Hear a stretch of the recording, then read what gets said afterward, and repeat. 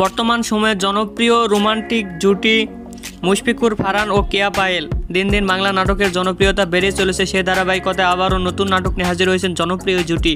নাটকটির নাম বাজি। এই নাটকটিতে অভিনয় করেছেন বর্তমান সময়ের আলোচিত অভিনেতা মুশফিকুর ফারহান ও আলোচিত অভিনেত্রী কেয়া পায়েল। এই নাটকটি রচনা ও পরিচালনা করেন মোহাম্মদ তৌফিকুল ইসলাম। নাটকটি খুব শীঘ্রই ঈদে সিএমবির ইউটিউব চ্যানেলে প্রকাশিত হবে। আপনারা দেখতে চাইলে অবশ্যই সিএমবির ইউটিউব চ্যানেলে চোখ রাখুন এবং নিয়মিত নতুন নতুন নাটকের আপডেট পেতে হলে অবশ্যই চ্যানেলটিকে সাবস্ক্রাইব করে রাখুন। পরবর্তী ভিডিওর জন্য অপেক্ষা করুন।